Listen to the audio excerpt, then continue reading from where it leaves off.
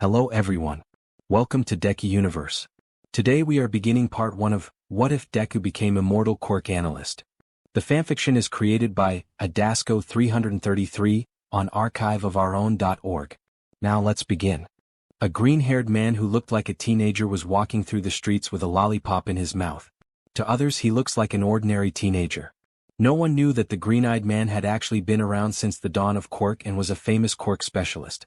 When he was walking down the street, he saw a little 6-year-old boy with bloody hands. He watched the boy for a moment and noticed that no one was helping him. He bit into the lollipop and threw the stick away. He started walking towards the boy, analyzing the situation. The boy was definitely activating his quirk for the first time. He probably killed someone. 92% of the time it was a family member. He keeps his hands away from his body. It must be a 5-finger activation. The man knelt in front of the boy. "Do you need help?" The man asked with a pleasant smile.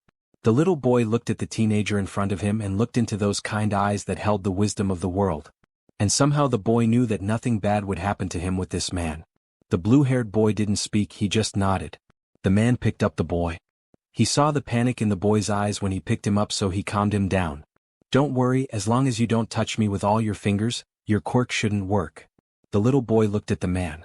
And slowly he grabbed the green-haired man's shirt with 4 fingers on both hands. The green-eyed man smiled at the boy and started carrying him towards the police station. The little boy didn't know that he had just avoided an encounter with a bogeyman from the underground, who retreated as soon as he saw his old teacher. After all, no one was stupid enough to harm any of the pupil belonging to an immortal. After all, even the HPSC didn't risk Midoriya Izuku's wrath. Midoriya entered the police station. On the way here he managed to wipe the BLD from Tenko's hands. He looked at the first policeman he saw. He had a visible cat mutation. "May I request a meeting with Detective Tsukachi? I'll take you to his office when I call him," said the cat policeman, who looked at him strangely. Izuku smiled warmly. "Thank you." They both entered the room and sat on a chair. Midoriya had heard a lot about the young detective with the lie detector quirk. He knew that he would believe him the quickest and help with the boy. He calmed the little boy while he waited. There was a possibility that his quirk worked with his emotions. He couldn't die himself, but he didn't need to add more trauma to this little child by killing the entire police station. He heard the door open and saw the detective enter. "So you must be the ones who wanted to meet me. May I ask why me?" Tsukachi asked with curiosity and slight suspicion. Midoriya analyzed the detective. He greeted them politely. It's obvious he doesn't care what quirks they have. He also has worry in his eyes. He has to worry about house violence. He guesses we came to him because of his quirk. But he is also suspicious. Looks like there won't be a problem with this detective. He is attentive during his work. Izuku smiled to himself. "Tenko, this detective will help you. Just tell him what happened," Izuku said to the boy on his lap. The detective sat at his desk and didn't say anything. He probably guessed it was a delicate situation. Tenko looked at Izuku and he saw the assurance in his eyes. He took a deep breath and began to speak. "My father didn't like heroes." A little boy started. And the other two listened to him carefully. "He got mad when my sister and I talked about heroes and how we wanted to be heroes. So he shouted at us, especially me. He beat me and left me outside in the garden. My family didn't try to help me. They were afraid of my father." Midoriya didn't like the implications of this. He understood that Tenko's sister might not have tried to defend the boy. After all, she was barely older than her brother and didn't have the strength to help him against a grown man. But the boy's mother and the rest of the family. It was unintentional negligence on their part. She could have easily gone to the police and reported her father. Izuku tried to hide his grimace. A look at the detective showed him that he had deduced that too. "Hannah found photos of our grandmother, who was a hero. She left Dad in an orphanage. Dad hated her for it. In my opinion, Grandma was not a bad person. From this photo, it was clear that she loved our father. In my opinion, she left Dad to protect him." Izuku couldn't help but smile proudly. Tenko was quite smart if he came to this conclusion on his own. Midoriya tried to think of who Tenko reminded him of. He had an excellent memory. He just needed to go through his memories. He knew he would remember at the right moment. "Dad found out that we had seen the photo. He hit me and threw me outside. My dog came to me. I started petting him and suddenly there was a pool of BLD next to me. Then everything started falling apart. I killed my sister and then my mother, grandparents and finally my father, who tried to hit me. Then I was lost and no one wanted to help me. I didn't want to kill them." The little boy burst into tears. Midoriya hugged the boy.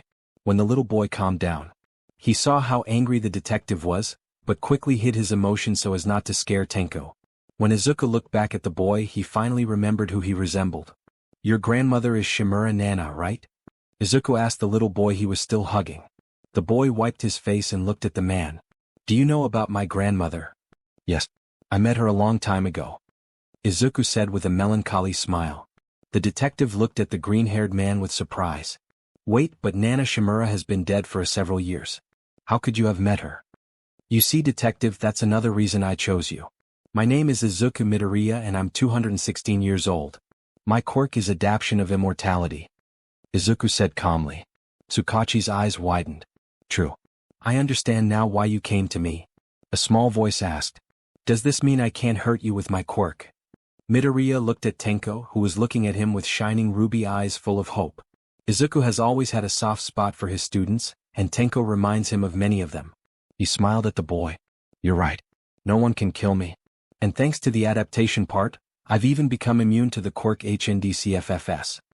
It's amazing, said the boy with shining eyes. Izuku smiled at the boy.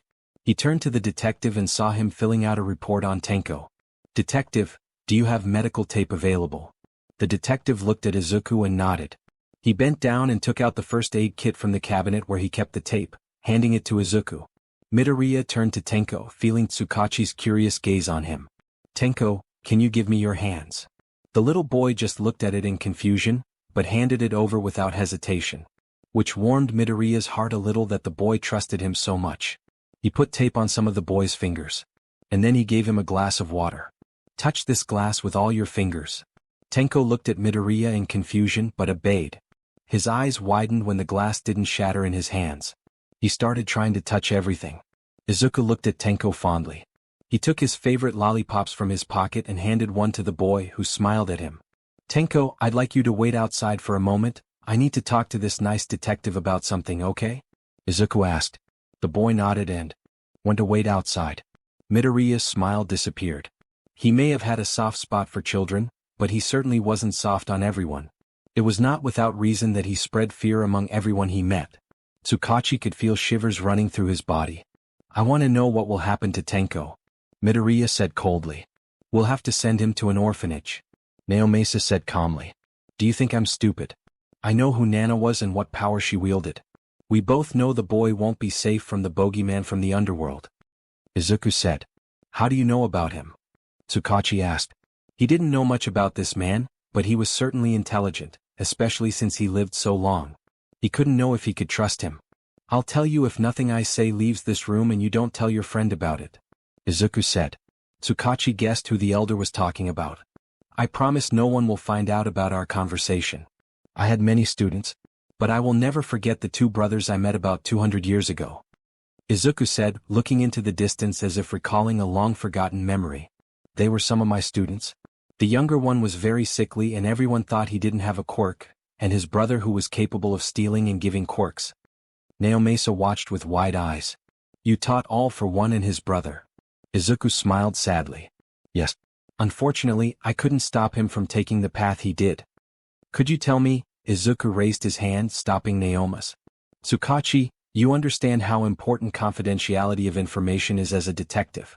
And I, as their teacher, cannot give you this information because to obtain this information I had to gain their trust. If I told you now, I would betray the trust one have gained over the years, Izuku said seriously. Tsukachi looked at Midoriya in surprise. And he understood. Because he himself knew how difficult it is sometimes to gain someone's trust. And there is a possibility that this trust may come in handy someday. So he just smiled. I understand, I won't ask about it again. Thank you for understanding. Now about Tenko. I have many degrees that I've done over the years. One of them is quirk counselor. So I've helped with unstable quirks a lot. And I'm also licensed as a foster parent, Izuku said. Wait, are you implying that Naomasa started and Izuku finished? I'm adopting him. My former student would never threaten anyone under my protection. Besides, I can help him with his quirk. I travel often and give lectures on quirks. But for some time I needed a break and something to keep me in Japan for a few years, Midoriya said. So why don't we ask Tenko what he thinks? After all, it's up to him to decide, Tsukachi said, and they both went to ask the little boy's opinion. Izuku walked out of the office with Tsukachi and saw Tenko eating his lollipop. He smiled softly and walked over to Tenko. The detective shuddered when he saw Midoriya's quick mood change. This man sure is terrifying. He'll remember in the future not to piss us off, the green-haired man. Midoriya crouched down in front of Tenko and the boy looked at him with a curious look. So Tenko, I have a question for you. Izuku started and looked at the boy who was looking at him intently. Would you like to stay with me? Tenko looked at the man in front of him in surprise. Stay with you? Izuku smiled softly. Yes, I would adopt you. I would become your guardian and teach you how to use your quirk. The little boy looked at the elder hopefully. When he saw the serious look on his face, he jumped up and hugged him. Yes, I want this. I want to stay with you. Izuku returned the hug as his kid began to thank him. It's been a long time since he had a student, let alone a ward. He can't wait to see this boy grow up. Tenko, would you like to change your name to mine or keep yours? Tenko looked at Izuku and thought about it. Will you tell me about my grandmother? Midoriya looked at Tenko and replied. Of course you have the right to know about her. Tenko looked at his new guardian with a determined look. I want to keep my last name to remember my grandmother and Hana, but I will use your last name when introducing myself. Could I do that? Of course you can. I think Nana would be happy to know that you want to remember her, and your sister would be happy too. At the end of the day, when all the documents were signed, Tenko was already sleeping in Izuku's arms. Tsukachi looked at the older man with a smile. Those are all the documents, Midoriya. Tsukachi said. Call me Izuku, detective. I feel that as long as I take care of Tenko, we will meet more than once. The detective looked at the elder with surprise. Then call me Naomasa, Izuku. Tsukachi said with a smile. Izuku smiled back, took an old pocket watch from his pocket that he got a long time ago and checked the time. Looks like it's my time. Midoriya took out a piece of paper from his pocket that he had prepared earlier. He gave this to the detective. This is for you. It has my phone number on it if you need to meet with me. The detective took the number and hid it to prescribe it later. Midoriya started to leave and turned to Naomasa one last time with a wave. He left with his new ward and soon his son, although he didn't know it. Tenko began to open his eyes. The light from the windows hurt his eyes. He started looking around his surroundings. He panicked for a moment when he didn't recognize the room. Until he remembered the events of the previous day. He met an immortal who helped him. He took him to a nice detective. He helped him with his quirk. And he even gave him a lollipop. His father rarely gave him anything sweet. And then he asked about his adoption. He was adopted by someone who wanted him. Tenko looked around the room again. It looked like an ordinary guest room. He walked over to the desk with a piece of paper lying on it. When you wake up, go downstairs for breakfast. Izuku Tenko slowly walked to the door and opened it. He looked around the hall and started heading towards the stairs. As he started to walk down, he saw a large living room on the right side. He turned to his left and saw the kitchen there, with Midoriya preparing something in the kitchen. When Izuku heard the door open, he started to speed up making breakfast. He didn't turn around, not wanting to scare the boy. He heard gentle footsteps approaching him. Mr. Midoriya, the boy began until his new guardian interrupted him. Call me Izuku, kid. After all, Midoriya is your last name too now. The green-eyed man said, turning towards his ward. Okay, Izuku. Tenko said shyly. Midoriya smiled softly at the boy. Would you like to have breakfast? Tenko looked at his guardian and smiled happily. With pleasure. Izuku helped the blue-haired boy to the table and served breakfast. After eating, Izuku started talking. I'd like to talk to you about a few things. And don't be afraid, it's nothing bad. Tenko calmed down a bit after his guardian's words. First of all, we'll go shopping for your room and some clothes later. We'll also buy you a phone so you can always contact me. Izuku said calmly. Tenko began to process the information and looked at Midoriya with slight concern. You don't have to waste your money on me. Izuku smiled. You are now in my care and I want to spoil you. And besides, I'm old, Tenko, I have a lot of money. Tenko laughed at Izuku's words. Now I would like to know if you want to go to school. Don't have to answer me now. You have until the end of the week. Izuku looked at boy with curiosity. If I don't want to go to school, what then? Tenko asked, looking at Izuku anxiously. Then I will teach you myself. And you will go to school online. I work most often at home, so there will be no problems with that. Tenko just nodded in response. Is there anything you want to ask me? Izuku asked after a minute. Tenko looked at his guardian. I guess I don't have any questions for now. Izuku nodded. Okay, in your room, in the dresser, there are clothes you can wear for today. Then we'll go shopping. Okay. Okay, Tenko said, slightly excited, and ran up. Izuku watched as Tenko ran up. He turned around and started collecting the dishes, putting them in the sink to wash them later. He went upstairs and went to his room to get the first gift for Tenko, which he had arranged first thing in the morning. He took his wallet and headed to the dresser where he left the box. He took them with him and left the room. When he came downstairs, Tenko was waiting for him at the door. He walked up to the boy and handed him the box. Tenko gently took the box in his hands, being careful not to break it. He looked at Izuku, who just nodded at him. He began to open the box, and inside it were black artist gloves. He looked with wide eyes at the gift he had received. These are for your quirk. I already ordered more, but I bought these for you to have for today, Izuku said, looking at the boy with a smile. Tenko gently put on his new gloves. Suddenly, Izuku was attacked by a smiling Tenko. Thank you. Izuku gently returned the hug. They both stayed like that for a few minutes. When they separated, Izuku petted the boy's head. You don't mind walking because I don't have a car because I like to walk.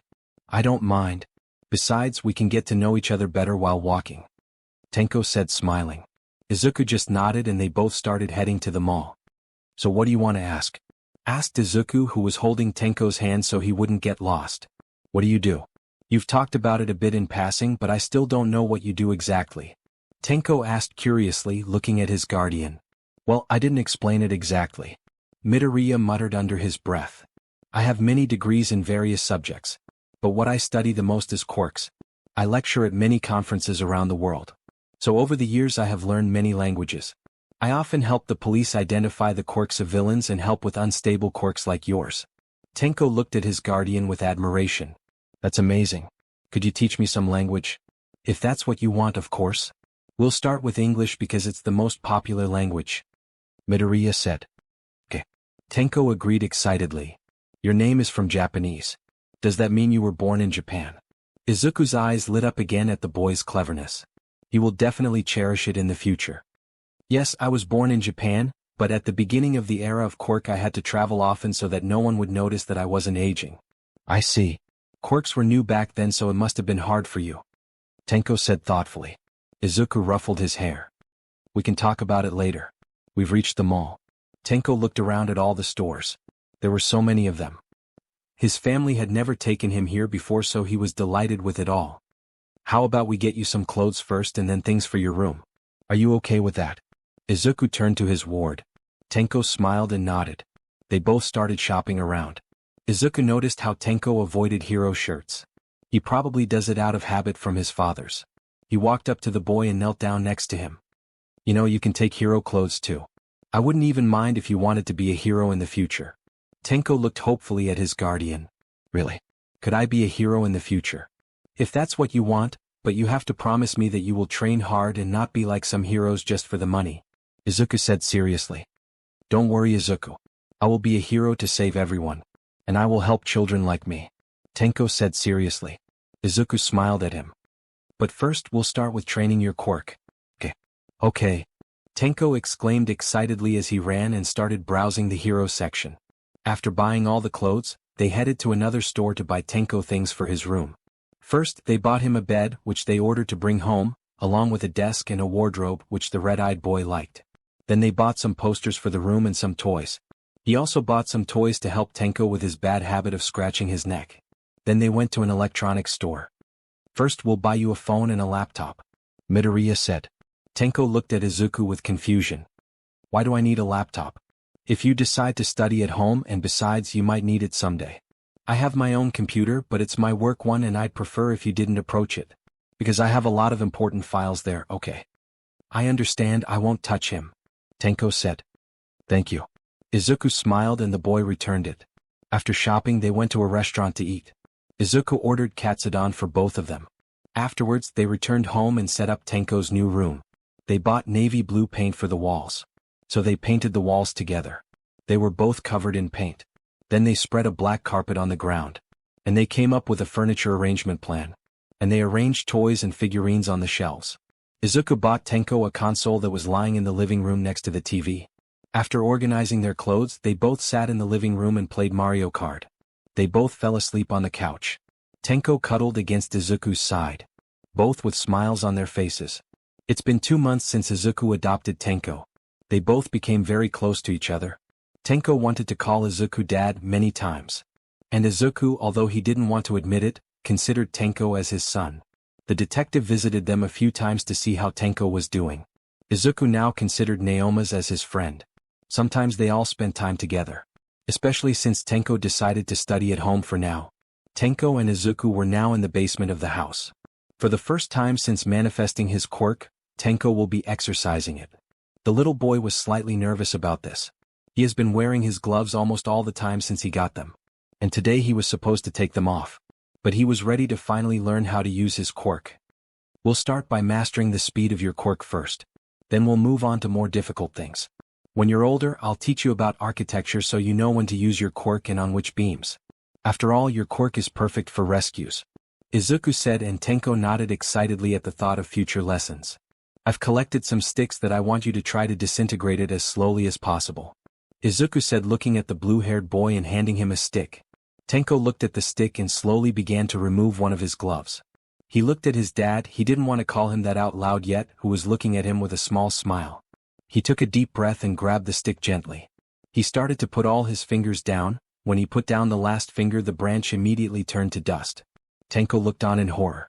Izuku petted Tenko's head, who looked at him after the action. Don't worry.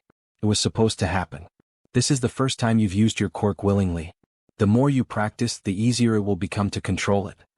Tenko looked at his hands and then at Izuku with determination. Izuku smiled at the boy's determination. This child will definitely not give up easily in the future. They both practiced for a few hours. Until Izuku interrupted their training for the day. But I can go on. Tenko said, looking at his guardian in confusion. I know that, but it's not good for your body. Look at your skin. Izuku said. Tenko looked at Izuku, then walked over to the mirror that stood near the wall and saw that his skin had turned crispy. He looked at Izuku with confusion. Izuku, who could barely contain his laughter, explained to Tenko. It seems like the more you use your quirk, the more dehydrated you become. So I'll go make dinner and you'll drink water to stay hydrated. Okay. Tenko said, sulking. They both went to the living room. Tenko went to watch TV and took some water to hydrate himself. Izuku went to the kitchen and started cooking dinner. The next day, Tenko was solving math problems he had received in his online class. Izuku, meanwhile, was sitting in his office working on analyzing one of the villains. He took another lollipop from his pocket and started eating it, throwing the wrapper into a wastebasket full of sticks and wrappers. He paused for a moment to check if the HPSC had tried anything again. These idiots once tried to buy a kid to make him a hero. Fortunately, he managed to stop it. He told the HPSC to just help him financially so that later he could get into a good hero school since the kid came from a poor family. The father was arrested and the mother went to therapy so the two could finally live together as a real family. His mother started running a cafe thanks to funding from the HPSC. He smiled as he remembered the little golden-eyed boy with red wings. He is sure that the boy will be a great hero when he grows up. Suddenly the phone on his desk buzzed and he saw Naomasa calling him. What's up, Naomasa? Midoriya said as he picked up the phone and saved the files on his computer. Hi Izuku. I need your help with something. Tsukachi said on the other end of the phone. What is it about? Izuku asked curiously, turning around in his chair. Remember that case with that group of child trafficking crooks? Tsukachi asked. Yes. I analyzed them for you. Izuku said curiously. It's about the heroes who will be involved in their capture. They don't like the fact that they don't know the analyst who wrote it and they want to meet you. Naomasa said, irritated by the other hero's behavior. Midoriya thought about this and a smirk appeared on his lips. Sure, I'll meet them. Naomasa on the other end of the phone frowned, fear appearing on his face. What are you planning? It's just that I haven't been to Japan in a long time and haven't met many of the current heroes. And besides, I had a lot of students. Why not scare them a little? Where's the meeting? Izuku asked, smiling brightly. Tsukachi sighed in defeat. At an agency owned by Ed Shot. Are you taking Tenko with you? I don't want to leave him with a stranger yet. Besides, I know that the boy wants to become a hero. I would like him to see a hero's work a little closer and be sure that he wants to do it. Izuku said seriously. I understand. Don't worry, Tenko is a smart boy and has a good dad. Naomasa said, calming the immortal. I'm not his father. Izuku said, glaring at the phone. If you say so. Tsukachi said with a laugh. Izuku and Tenko stood in front of the Ed Shot agency. They both entered and Izuku headed to the room where the meeting was. He perfectly passed all the employees without being noticed. Tenko watched in fascination as Izuku avoided everyone. He really hopes he will teach him this someday. Izuku opened the door and entered, now wanting to make his presence known. Naomasa smiled when he saw him and walked over to him. The other heroes looked at him. Izuku looked at each hero. Headshot, Night Eye, Crust, Gang Orca, Shishido and Snipe. Izuku smiled at the fear on his old student's face. The other heroes didn't notice the fear that emanated from Snipe. This is the analyst who gave me all the information, Midoriya Izuku. Naomasa said, introducing him. Tsukachi, don't joke around like that. There's no way this kid would give us all this information. Night Eye said, looking at the teenager. Crust and Shishido agreed with him. Headshot looked at the green-haired man with caution, thinking that something was wrong with the teenager. Gang Orca preferred not to judge someone by his age. The smile on Izuku's face disappeared. Tenko looked at his guardian, hiding a smile behind his hand. He knew this hero would be screwed. He also noticed the look on Snipe's face that meant he could be his dad's student. Who the hell are you calling a kid, huh? Midoriya asked, irritated. Everyone looked at the green-haired man with surprise. I'm older than you, Izuku said. Then Snipe finally couldn't help himself. Sensei, did you return to Japan? When? Everyone looked at the hero with surprise. Naomasa began to feel bad for Snipe. He could only imagine how hard it must have been for him as a Izuku's student. Isamu. I haven't seen you for a long time. I came back about half a year ago. Izuku said, smiling again. All the heroes felt chills as they noticed this quick change. Who is this boy? Snipe asked, looking at Tenko. Izuku looked at Tenko. I adopted him. Snipe looked at his teacher in disbelief. You never adopted anyone. Not even your own students. Even though we all knew you loved us like your children. I don't have to explain myself to you, Izuku said, smiling menacingly. You're right. I'm sorry, Sensei. Snipe said, a little scared. Will someone explain to us? Headshot asked, looking between all his colleagues. As Namsa introduced me, I am Midoriya Izuku, and my quirk is adapted immortality. I have been alive since the dawn of quirks. Nice to meet you. Izuku said, smiling sweetly at everyone. Somehow all the heroes feel that they will regret ever wanting to meet with the analyst. After the meeting, all the heroes were exhausted. Izuku was happy to get back at the heroes who doubted his skills. Naomasa could only look at the heroes with pity, but he warned them so he had no remorse. Tsukachi said goodbye to Izuku and drove away. Snipe ran to Izuku before he could leave. Sensei. Izuku smiled as he looked at his student. Nice to see you again. You've grown into a really good hero. Thank you, Sensei. I couldn't have made it all those years ago without you. Snipe said, slightly embarrassed. He turned to Tenko. It was nice meeting you too. I'm glad you found Sensei. Tenko smiled tiredly. I'm also glad Dad adopted me. Snipe looked smugly at his sensei's shocked expression. This is something you don't see often. I understand. It's time for me to go. Goodbye. Snipe said goodbye as he headed home. Izuku calmed down and walked away with a sleeping Tenko in his arms, heading home. He's a little curious about what the future holds. It's been 4 years since Tenko was adopted by his dad. His quirk training has paid off because even if he touches someone, he can slow down his quirk enough to turn it off before it does more damage. His dad started teaching him the basics of architecture. He said he'd rather teach him about it sooner than regret it later. He was just coming home from the store. His dad asked him to go to the elderly man in the shop at the end of the street to buy some things. The owner knew him well, so he had no problems with shopping alone. As he passed by the alley, he heard a noise. He walked into the alley and started sneaking towards the noise, using everything his dad had taught him. There he saw a boy who was a year older than him and had a 4-year-old boy in his arms. The older one was covered in multiple burns and the younger one had bandages over his eye. He stepped forward gently and made his steps louder so as not to scare any of them. The elder looked at him with surprise, but relaxed a little, seeing only him. He looked at the younger one, who didn't move at all. Do you need help? Tenko asked, analyzing the situation. The elder boy sneered. I don't need your pity. Besides, you couldn't help me against him. Tenko didn't know who he was, but he could guess. You're right, I can't help you, but my dad can. He helped me 4 years ago when I accidentally activated my quirk and killed my entire family. No one wanted to help me when I was lost except him. His dad helped him a lot over the years. He found him a good therapist and learned a lot. He no longer bothered talking about his past. And he found fun in video games. The elder boy looked at him in surprise. But he wouldn't do it against someone in the top 10. The elder said under his breath. Tenko heard him. My dad is older than many people and knows many people. Many heroes are afraid of him. Especially those who were his students. The elder boy looked at him with surprise and hesitation. Besides, your little brother is sick. You guys need help. The boy looked at his younger brother with concern. Okay, I'll go with you. The elder boy said, looking determined in his eyes. My name is Tenko. And you? Tenko asked, extending his hand. Tuya. My little brother is Shudo. Tuya said, taking Tenko's hand. Izuku expected a lot from today. The only thing he didn't anticipate was Tenko bringing home two boys who had run away from home. He looked at Tenko for an explanation. I found them in the alley near the store, Dad. Tenko said, smiling innocently at him. Knowing full well that Izuku had a soft spot for him. Izuku looked at youngest boy and frowned in worry. Can I see your brother? He may have a fever. Tuya looked at Tenko, who nodded. Okay. Izuku took the boy into his arms. His temperature is lower than he should be. Do you both have a fire quirk? Because if so, his temperature must be even higher. I only have a fire quirk, but my brother has a fire and ice quirk. Tuya said. Izuku frowned. Such a mixture is dangerous. Ice and fire quirks should not be combined in one body. Does he have any flaws in his quirk? No, only me and my twin have flaws in our quirks. Tuya said. Izuku started to help Shudo and continued asking questions. What are your faults? Izuku asked.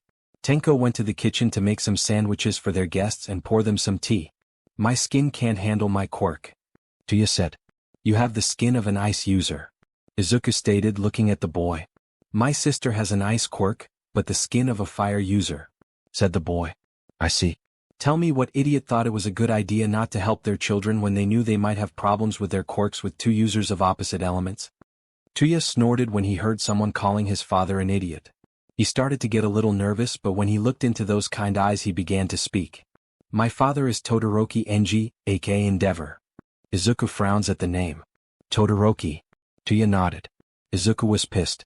You're telling me that idiot ruined your great-grandfather's name like that? My great-grandfather? Tuya asked curiously, noticing that the anger was not directed at him. Izuku looked at Tuya with curiosity. How much did Tenko explain to you about my age? He said you're old but you don't look like it. Tuya said. Izuku rolled his eyes. Of course he said that. My quirk is the adaptation of immortality. I've lived quite a long time and I met your great-grandfather. He was a very good man. He wasn't a hero but he helped anyone who needed it. I'll tell you more about him later. Now it would be fitting to help you and your siblings. Izuku said as he stood up and walked to his room. Tenko came in with the sandwiches and placed them next to the thoughtful Tuya. Everything's okay? The blue-haired man asked. Tuya looked at him with a little hope. Will your dad really help us? Tenko smiled. Yes, don't worry. Even the Hero Commission is afraid of Dad. Tuya looked at him in disbelief, but preferring not to elaborate further on this topic, he turned to Shudo. In the evening, after putting Tenko to bed, Izuku approached Tuya. I have some clothes for you. They belong to Tenko but you are almost the same height. Izuku said. Thank you. Tuya looked at Shudo, not wanting to leave him. Izuku smiled softly. You can sleep here tonight. I'll set up the futon for you and you won't have to leave your brother. Today I'll sit in the kitchen to check on Shudo every now and then. Can that be the case? Tuya nodded, glad he didn't have to leave his brother's side. Izuku smiled.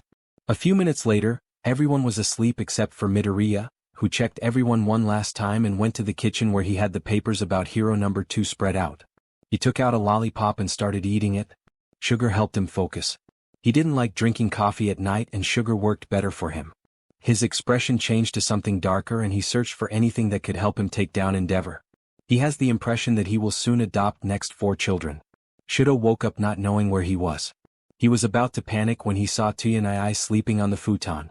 Shudo felt much better today than he had in the last few days. I see you're awake. Shudo jumped at the new voice.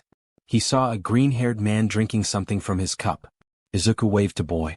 I'm Midoriya Izuku. My son found you and your brother injured. And they both brought you here. The little boy looked at the adult. He said his son moved them here but he looked really young. Unless it was due to his quirk. Izuku looked at the boy and smiled softly. Want to help me make breakfast for everyone? Tuya woke up to a noise coming from the kitchen. He looked around remembering where he was. He looked at where his brother should have been. All he found was an empty couch. This woke the boy up and he quickly ran to the kitchen.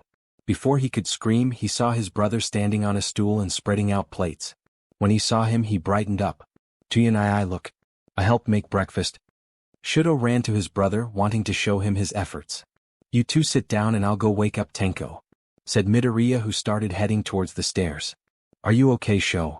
Tuya asked worriedly, looking at the younger one. Shudo nodded. Yes.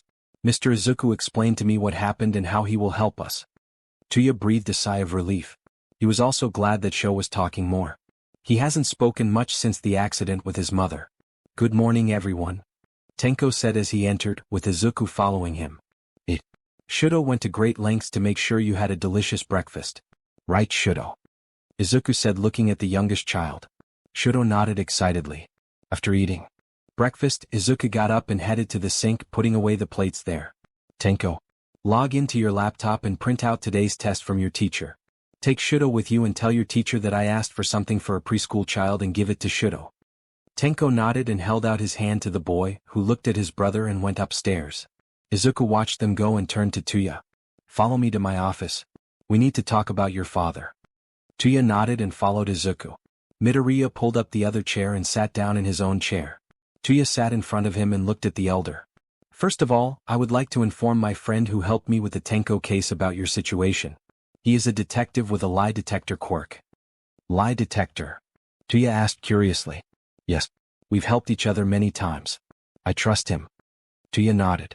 Someone with a quirk like that would be perfect for investigating his father. Now I want to know how long ago you ran away from your father, Izuku asked. Tuya considered the question. It's been about a week. Shudo started feeling sick about 2 days ago. Why do you ask? Tuya, has there been a report on any news about you or Shudo missing? Izuku asked and watched as realization appeared on the boy's face. Exactly. Enji is so sure that you will never reach out for help that he doesn't care when he finds you. But he just gave us proof that he doesn't care about you. The longer Tuya talked to Izuku, the more hope he grew. He now understood why Tenko had said that his dad would be able to help them. For now, you will stay at home with Tenko. I don't want you to go out and encounter Endeavor or his helpers. Tuya nodded in agreement. Izuku continued. Until we finish the case against Enji, do you want to stay here with your brother? Tuya looked at Izuku with surprise. He was a little scared. He wanted to stay here for a while. At least until they finish this case. I would like to stay here. And I would appreciate it if you would take care of Shudo and me. Tuya said. Izuku patted Tuya's head and smiled. It will be a pleasure for me too. Tuya smiled back. Shudo sat next to Tenko and colored the drawing that Tenko had printed out. He looked at the older boy who was working on his assignment. Why do you study at home? Tenko looked at the boy in surprise. Shudo didn't say much, so he was slightly surprised, but he smiled at the boy. At first, when my dad adopted me, I wasn't ready. Now it's getting better, but I'm still afraid that other children won't like me. The little boy nodded. I see. They both heard the door to the office downstairs open. Tenko spoke up. They must have finished talking. Do you want to come down? I finished my task so we can go. Shudo nodded and walked to the door with Tenko following him. Shudo ran to his older brother. Tuya and I. Tuya grabbed the younger one and picked him up. Izuku smiled at the scene. I'm going to call Naomasa to come over. We have a lot of work to do. The other children nodded. Tuya, do you want to play on console with me? Tenko asked the older boy. Tuya looked at Shudo, who just smiled at him, and he smiled back and replied. Sure. Izuku watched the boys play. Suddenly he felt someone pulling his breathed leg and saw Shudo there. He picked up the boy. Do you need anything, Shudo? The little boy looked at him for a moment and replied. Could I have some warm chocolate?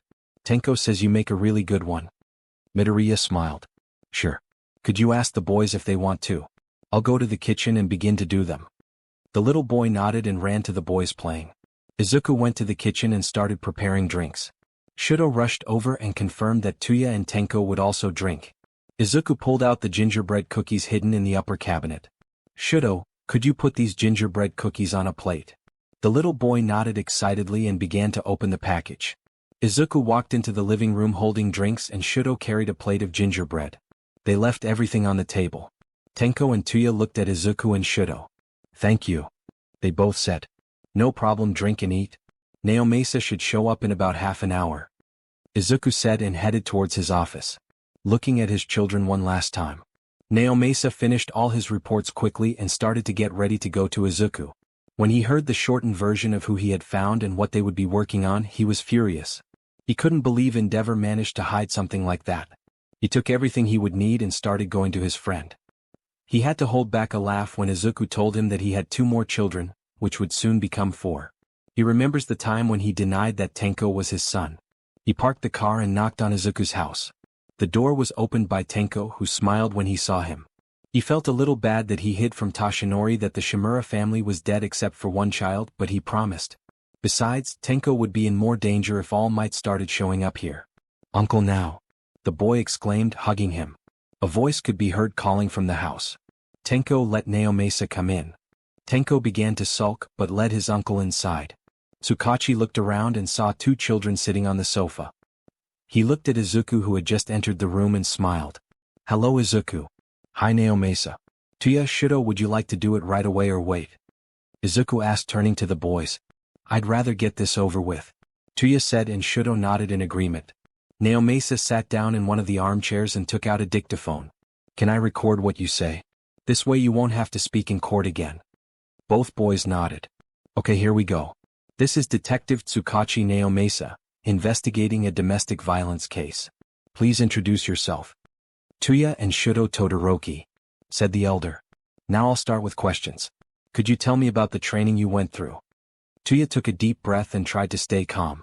"My quirk appeared a few days before my 4th birthday. My father started training me. It wasn't hard at first, but then he had me increase the heat of my quirk and it started hurting me." Izuku frowned at this. He really wanted to punch Enji in the face. He didn't care that it hurt me, he got worse and worse. He started hitting me and hurting me. I had a lot of burns, and not only from my quirk. The older I got, the harder he trained me, and during this time my second brother, Natsuo, was born. Enji thought he was a dud like my twin. His quirk was a weaker version of my mother. So he tried to have another child, which was Shudo. As soon as he was born, everyone knew he had the quirk that Dad was looking for. I tried to protect him, but as soon as he got his quirk a year ago, our father started training him then. I had to tend to his burns many times. Recently, there was an incident that gave Shudo a scar on his eye. Mom thought Enji was standing behind her, so she poured boiling water on Shudo's face. Father sent her to the hospital and locked her up, not letting us see her. I'd had enough, so I took Shudo and ran away. Tsukachi nodded, barely containing his fury. He turned to the youngest. "Do you have anything to add, Shudo?" The little boy nodded. "Dad would sometimes train me in the middle of the night because he knew Tuya wouldn't be able to help me at that time." Tuya looked at his brother with surprise. "But he trained you every day. Are you telling me he didn't even let you rest?" Tuya asked, annoyed. Shudo nodded and hugged his older brother, who hugged back. Naomasa looked at the 2 children sadly and turned off the recorder. "That's enough questions for today. If I need to ask something, I will." Midoriya had a thoughtful face and turned to his friend. "Naomasa, could you stay with the kids for a while? I need to see someone." Naomasa looked at Izuku. He could guess where he wanted to go. "Sure." Izuku said goodbye to the boys and left. He took out a lollipop to help him concentrate better. He started heading to the hospital where Rei Todoroki was. He approached the receptionist and said hello. "Hi, Suzuki." The pink-haired woman with purple eyes looked up. "Izuku. Nice to see you." "You too. I see you're doing well," Midoriya said, pointing to the wedding ring on her finger. Suzuki smiled, showing him a closer look at her wedding ring. "Very much. I don't know how I could repay you for helping me and my father back then." Izuku looked at the wedding ring. "I did what I should to do, but now I have a request for you. I need to help a family and I need to know where Rei Todoroki's room is." Suzuki didn't ask anything, she just started looking for information. "You will have 2 hours to talk to her. Her mental health is quite good. She still refuses visitors from her children for fear of hurting them. She could go outside sometimes, but her husband pays money to keep her from going out." After saying this information so that only Izuku could hear, Suzuki looked up and smiled. "This will be room 204. "Thank you, ma'am," Izuku said as he continued playing. Knowing full well that this information shouldn't reach him, he left with a polite farewell and thanks for the help. He approached the room and knocked gently. He heard a voice behind the door and opened it. "Hello, Mrs. Rei. If I may, I would like to talk to you about something." "I see, so Tuya and Shudo are with you," she told Rei after Izuku told her everything. "Why did you come to me?" "I want to know if you will testify against Enji if I fight him for custody of your children," Midoriya said, looking at Rei. "Fight for custody?" Ray asked surprised. We both know that you are not mentally stable to see your children yet. So I would like to take care of Tuya and Shudo, and when I win the case against Endeavor, take Fuyumi and Natsuo into my care as well. I don't want them to be separated. Izuku said. Would you do that? Ray asked, looking at Izuku with a little hope. Yes. I've been taking care of the child I adopted 4 years ago. I'm sure he'll be happy when he finally has someone to play with who isn't afraid of quirk. Izuku said. Besides, I'm a licensed quirk doctor. I could help your children with their quirks. Todoroki Enji took a big risk when he married you. Your children could have died from their quirks. Tuya was the closest to it because I saw his scars. Izuku said seriously, watching as Ray could barely hold back her tears, but she held back and looked at Midoriya with determination. I'll testify. If you think you can win the case. Ray said. Of course. I'll win. There's no way I'm leaving these kids with him. Izuku said, smiling softly. Thank you. Ray said, crying. Don't worry. My friend will come to you next time. He's a detective with a lie detector quirk. If you want to contact me, talk to Suzuki. I helped her once, so she'll let you contact me. Midoriya said. Okay. Ray told after she wiped away her tears. They were still talking when Izuku had to go back to the children. Thank you again, Izuku. Ray said as she said goodbye. Izuku smiled at her and left. He said goodbye to Suzuki and left the hospital unnoticed. When he returned home, he was attacked by a little boy. He picked Shudo up and looked at him. Welcome home, Mr. Izuku. Shudo said, although he didn't express much emotion, you could see a happiness in his eyes. Hi Shudo. Where are your brother and Tenko? Izuku asked curiously, being used to his son always greeting him when he returned. Tenko told Mr. Naomasa that he was taking Tuya to the training room. Shudo said. Then Tsukachi came in and was taking his coat. Hello Izuku. Sorry, but I have to go. There was an incident at the police station. I understand. Thank you for taking care of them. Midoriya smiled at his friend. See you. Naomasa said as he patted Shudo's head as he passed by them. Izuku and Shudo waved goodbye. Izuku turned to the boy in his arms. Want to see what the boys are up to? The little boy nodded with a small smile. Midoriya, holding the boy, went downstairs to the training room. He was grateful that Tenko wasn't stupid enough to take Shudo with him when the two of them went to practice their quirks. They both entered the room. There they saw burnt and disintegrated mannequins. He saw the boy in his arms stare in awe. I'll help you practice your quirk if you want, but for now just get used to living here, okay? Midoriya said to Shudo. Okay. Shudo said in a whisper. Izuku moved towards the boys who were trying to hit the mannequin with Tuya's quirk. Tuya noticed them getting closer and tensed as he remembered the mess Tenko and him had made. For a moment he was afraid that they would be punished. Tuya, if you want to fire, you must remember that your quirk is an extension of you. Gather the fire on your arm and run it down the length of your arm. And finally, shoot your fire through your fingers. Izuku said softly, noticing how tense Tuya became as he approached him. Tuya relaxed when he noticed Izuku's calm expression. He then started doing what Izuku told him to do. The fire started to go up his arm and started to lead him all the way down his arm. Finally, he fired it from his fingers, hitting the target. I did it? Tuya exclaimed, looking at the mannequin in admiration. Of course you do. Dad is a quirk doctor. That's why I can control my quirk so well. Tenko said. Tuya frowned. Enji had never helped him like this with his quirk.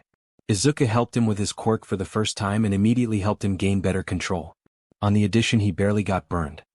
Tenko, take Shudo upstairs with you. I have to clean up the training room. Tuya, stay here with me.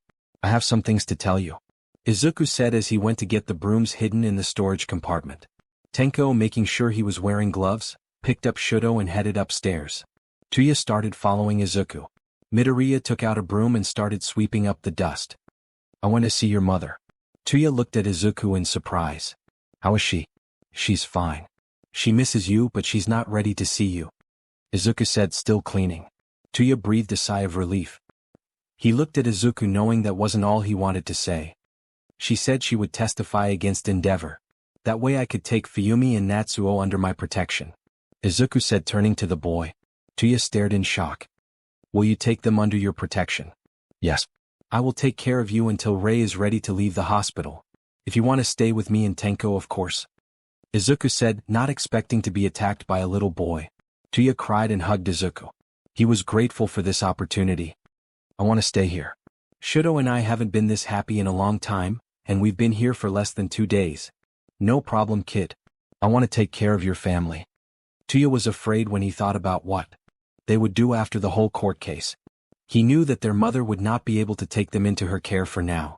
He didn't want to be separated from his siblings and not be able to protect them. He just got a chance to stay with the man who helped them. They're only here for a short time, but he can see that Tenko is happy here. A few weeks had passed since his meeting with Ray. Since then he has worked hard to obtain all the evidence against Endeavor. He also quickly refreshed his law license. Because who would have expected that the one he made over a century ago is no longer valid? Izuku was currently preparing all the necessary paperwork and making sure he didn't forget anything. He and Tsukachi planned for the children to stay at home. He didn't want the youngest and the oldest Todoroki's child to meet their father again. Naomasa made sure the interrogation tapes were ready. The only thing he didn't have was a statement from the middle children's because he didn't get to meet them. Endeavor made sure no one could talk to them. He probably thought Tuya and Shudo wouldn't say anything. It's better for Izuku. Todoroki Enji won't know what will hit him today. Dad. Izuku turned around at Tenko's voice and saw his worried face. What is it, son? Izuku asked as he continued to gather his things. Are you adopting a Todoroki sibling? Tenko asked, reassuring himself that neither of the two were around. Izuku turned fully to his son and crouched down. Does it bother you? Tenko shook his head. No. I'm less lonely now. Just won't you forget about me? Izuku smiled at Tenko. Never. I love you, Tenko. And I will never forget you. Tenko smiled with relief. Izuku picked up Tenko and hugged him. He held him for a few minutes until they were interrupted. Izuku, someone's knocking. Tuya called from the living room. Izuku stood up. He patted his son's head and started to walk to the door. It's probably Isamu. I asked him to keep an eye on you too. Midoriya opened the door and invited Snipe inside. Hi Isamu. Glad you're here. Izuku said. Hi sensei. Snipe greeted. He was careful not to piss off his teacher. Once, when he stopped being his student, he thought that he no longer had to listen to his teacher. He later regretted these thoughts. He would never disrespect his teacher again. Shudo ran to Izuku and Izuku picked him up. Are you leaving already? The boy asked looking worried. Yes. Don't worry. I'll be back with your siblings soon. Izuku promised. Tuya walked up to them and hugged them too. Good luck, said Tuya. Saying goodbye to everyone, he left. He headed towards the car waiting for him. He opened the door and greeted his friend. Hi Naomasa. Hello Izuku. I saw Snipe come into your apartment. Tsukachi start to drive. Yes. I threatened him to come to me and watch my children. Midoriya said, smiling menacingly. You know, you didn't have to threaten him. He would have agreed without it. Naomasa said, looking at his friend's smirk from the corner of his eye. I know, but where's the fun in that? Just because I have kids doesn't mean I'll be kinder to him. He better remember that. Izuku said threateningly. Tsukachi sighed and accelerated his car. He was just lucky that he was Izuku's friend and not his student. They arrived at the place where reporters were waiting for them. We'll go to the back door so no one notices us. Tsukachi said as he drove away from the reporters. That's good. I don't want everyone to know who I am. I don't need that kind of attention. Izuku said, sighing in relief at not having to go through reporters. I know. That's why I asked about this door. Tsukachi said with a smirk. You are the savior now. I will bring you the best coffee from the country I once visited. Midoriya said as Tsukachi started laughing. They both calmed down and started getting out of the car. It's time to deal with the fiery nuisance. Izuku said darkly. Midoriya separated from Tsukachi. He started walking towards the courtroom. He looked around and saw his target. He hid his presence and sneaked to where the two children were sitting. From Tuya's descriptions he recognized them as Fuyumi and Natsuo. He sat down behind them. Nice to meet you. Izuku greeted, watching as the two children jumped at his sudden presence and turned to face him. Who are you? Natsuo asked, glaring at him and moving closer to his sister. How much do you know about what's going on? Izuku asked, ignoring the boy's question for now. Natsuo began to complain under his breath about being ignored. Fuyumi, however, had a thoughtful expression on her face. We were told that someone was fighting with our father for custody of us. Dad's lawyer told us to speak well of our father. That's bullshit. Why do we have to do whatever they want? It's his fault that Tuya and Shudo are gone. Natsuo exclaimed furiously. Fuyumi tried to calm her brother. Your father's lawyer shouldn't have said that. You should only tell the truth to the judge. Izuku explained. He pointed to the place where the witnesses would later stand. In that place you can tell about everything your father did. There will be a detective next to you who has a lie detector quirk. But our testimony won't help much. It would be easier if Tuya and Shudo were here, even Mom. Fuyumi said. Izuku smiled, patted both children on the head and gave them a lollipop. He stood up, starting to walk away. Don't worry, Fuyumi. I won't let Endeavor win. Natsuo, watch your sister. It'll all be over soon. The two children watched as the green-haired man left. They looked at each other and wondered who this person was. 30 minutes later, Todoroki Enji entered and the lawsuit was opened. Izuku threw the stick out of the lollipop he ate. He was ready. First of all, I would like the Todoroki children's lawyer to introduce himself and explain why he is suing Todoroki Enji. The judge said, turning to Izuku. Natsuo and Fuyumi looked in surprise at the green-haired man who had been talking to them earlier. I am Midoriya Izuku. My quirk is the adaptation of immortality. I am 220 years old. A few months ago my son found two children. They introduced themselves as Todoroki Tuya and his younger brother Shudo. They both ran away from home, so I helped them. Shortly after, I called Sakwachi Naomesa, who he helped me gather evidence against Todoroki Enji. Fuyumi and Natsu looked on in shock. Because the man they were talking to was the guardian of their two brothers. Which means they were both safe. They both suddenly felt a glimmer of hope that maybe they could escape from Enji. Izuku watched the defense praise Endeavor as a hero, which began to bore him, and looking at the others, they were in the same situation. He sighed and stopped this nonsense. Your Honor. We came here to talk about Todoroki Enji as a domestic abuser. Not the hero Endeavor. Izuku interrupted. Mr. Midoriya is right. Please call witnesses, said the judge. If I may, I would start with the recordings from Todoroki Rei and her eldest and youngest children. Detective Tsukwachi Naomesa interrogated them all. Midoriya said, ignoring the looks Endeavor's lawyer was giving him. Please turn recordings, said the judge. Everyone was listening to the recordings now. First came the recordings that were recorded in his apartment. He saw how angry some people were when they heard what these two children said. But some didn't believe it and others didn't care. Izuku knew who he would have to check up on later after this case. After Tuya and Shoto testified, it was Rei's turn. Izuku listened to the recording a few times, but it still didn't change his anger at what Rei said. Before we start the interrogation, I need to inform you that my quirk is a lie detector and this conversation will be recorded, Sakwachi said. I see, Rei replied. Natsuo and Fuyumi were happy when they heard their mother's voice again. Please introduce yourself, Sakwachi said. I'm Todoroki Rei. Could you tell me how you met the accused Todoroki Enji? My parents introduced him to me. Enji bought me from my family in a quirk marriage. My parents needed money, so they didn't even hesitate to sell me. What was your marriage like? It wasn't bad at first, but when Tuya and Fuyumi were born, everything started. When Tuya got his quirk, Enji started training him. He rejected Fuyumi because she had my quirk. He trained Tuya until he collapsed from exhaustion. I tried to stop him, but I was too weak. Natsuo was born shortly after and was rejected as well. He has a weaker version of my quirk. What happened when your youngest son was born? When Shudo was born, everyone knew he was the son Enji wanted him to be. Unfortunately, Shudo got his quirk at the age of 3.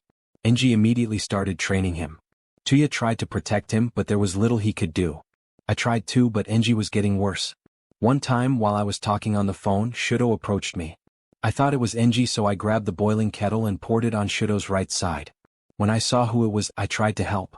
Then Enji sent me to the hospital and locked me up. I didn't know what was happening to my children since then. These are all the audition tapes I had from that family, Tsukachi said. Izuku watched as the defense tried to defend Enji. He also saw that the fear hero was getting more and more angry. Izuku didn't want these kids to stay here any longer, so he started showing all the evidence he had obtained. Tsukachi understood even more the HPSC's fear of Midoriya.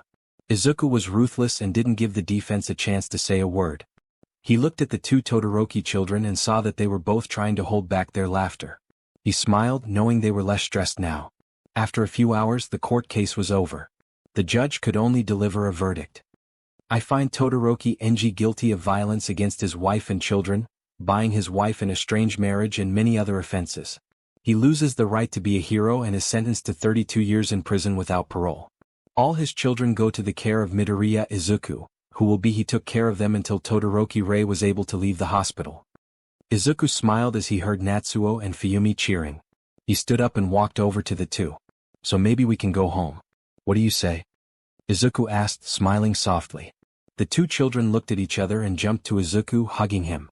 Midoriya was surprised but returned the favor and picked the two up. The detective who questioned you is my friend. He's the one who will take us home. Midoriya said, and the two children nodded. Tsukachi was waiting for them in the car. Izuku's snipe called and said he left not wanting to overwhelm the kids. He left the other three watching TV. I understand. I'll call him later and thank him. Midoriya said. Everyone drove in silence until they arrived. See you later, Naomasa. Izuku said goodbye as he closed the car door. Are you ready? I think so. Fuyumi said, and Natsuo just nodded. Don't worry. There's only my 10-year-old son, Tuya, and Shudo at home. I know those two miss you very much. He comforted Izuku and was happy to see the other two calm down. Izuku opened the door to his apartment and they were immediately attacked by two bodies. Izuku watched tenderly as all four siblings cried and hugged each other. Suddenly he was hugged from behind and saw Tenko. He picked the boy up and smiled. I have a feeling that our family will get bigger and bigger. Izuku said with a sigh. Dad, this isn't a guess. It's definitely going to happen. Tenko said, smiling at his dad. Izuku laughed and shook his head. I hope not. Izuku was preparing breakfast. Yesterday, after returning, all the children almost fell asleep immediately. Tenko helped him get everyone into one room for now. He had rooms ready for everyone, but he knew they might not want to be separated for now. Tenko, on the other hand, slept with him. With all the commotion with the court case, he remembered the time he adopted him and had a flashback. He'll have to make an appointment with Tenko's therapist and talk to her about Todoroki's children. Mr. Izuku. A small voice asked. Izuku turned around and saw his youngest child. Shudo. Are you up yet? The boy nodded. I'd like to help you with breakfast again. Sure. Izuku said, instructing Shudo what to do. The next to get up were Natsuo and Tenko, who bumped into each other in the corridor. You're Mr. Midoriya's son, right? Natsuo asked. Yes. But you can just call him Izuku. Other than that, call me Tenko. The blue-haired boy said. Okay, Tenko. So call me Natsuo. The boy smiled. Do you happen to know where Shudo is? I haven't seen him in bed with us. It's not the first time he got up early. He really liked helping Dad in the kitchen. So they're probably making breakfast together. Tenko said as he led the other boy downstairs. Natsuo had a surprised look on his face. Shudo helping with breakfast? He hasn't even come into the kitchen since that incident with our mom. Maybe because our homes are different. Maybe he was afraid of the place itself. Tenko said. I never thought about it.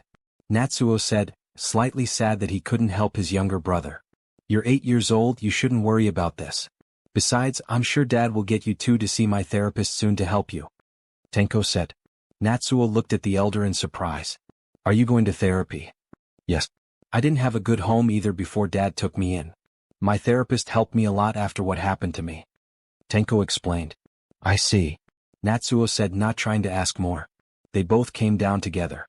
And they saw Izuku and Shudo preparing breakfast. Natsuo watched in shock at how freely Shudo moved. Natsuo and I. Shudo exclaimed when he noticed him and hugged his brother. Natsuo got over his shock and hugged the younger boy. Hi Sho. Natsuo greeted. Tenko smiled at Natsuo and went to hug his dad. Hi boys. Izuku greeted, hugging Tenko. Are the twins still sleeping? When I got up, Fuyumi and Tuya were hugging each other, still sleeping. Natsuo said. They must be really close. Tenko said. It's always been like that. They must have missed each other very much. Natsuo said. Then let's let them sleep some more. Come and sit down. Shudo and I have finished making breakfast. Izuku said. The three children sat down at the table and started eating. Izuku drank his coffee and turned to his siblings. Do you want to go shopping today to buy something for your rooms and new clothes? To our rooms? Natsuo asked. Yes. Today you slept in one room because I didn't want to separate you, but it's a big house. And it has many rooms so you can have your own rooms. Izuku replied. I think it's a good idea. Tuya said as he entered with Fuyumi. I agree. Fuyumi said as she took her breakfast. Good morning you guys.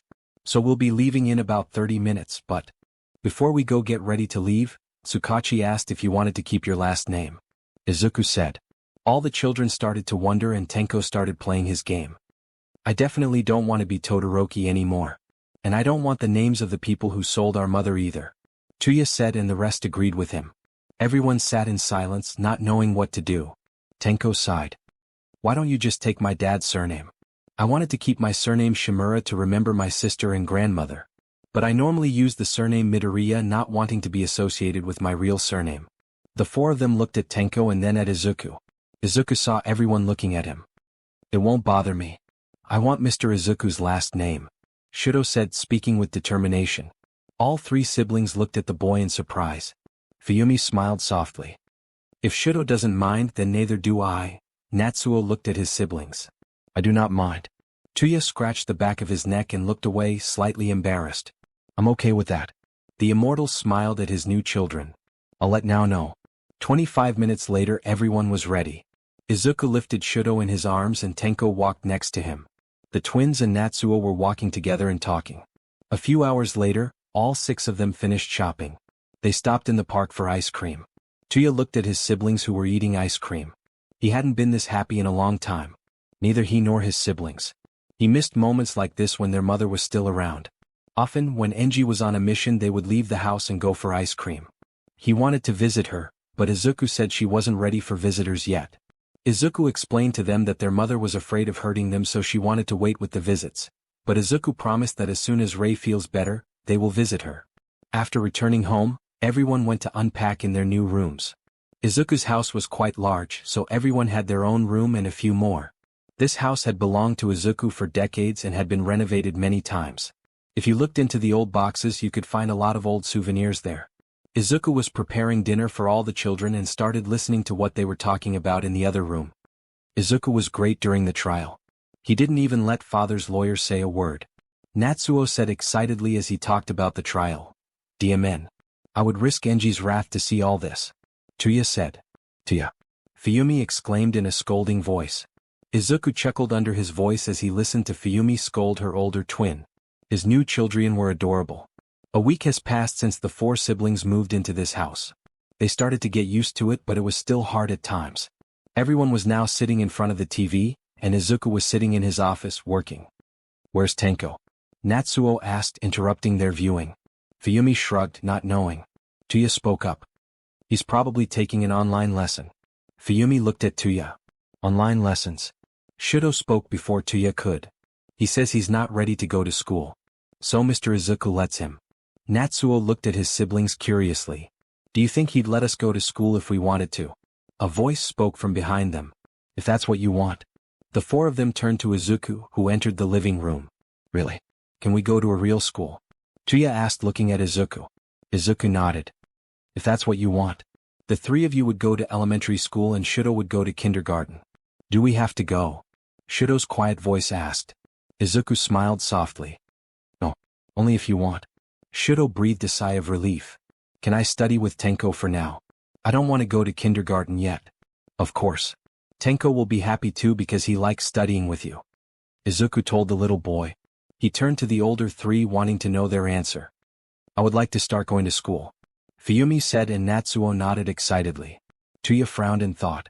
Izuku noticed this. What's on your mind, Tuya? Tuya looked at Izuku and took a deep breath. If I go to school, will I have time to train to be a hero? Izuku looked at Tuya in surprise.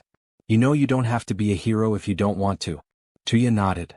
I know, but I've been thinking about it. I've also talked to Tenko and I know I want it. Izuku looked at Tuya. Fine. You're still young, so you don't need to train much. If you promise to study well like Tenko, you both will train together. Before Tuya could say anything, Izuku interrupted him. But first I want you to go to a therapist. Tenko goes too, and any professional hero should. I don't want you to force yourself to be a hero, and a therapist will help you work through your feelings. Tuya thought about it. He was afraid of it, but Izuku was right that he needed to work out his feelings.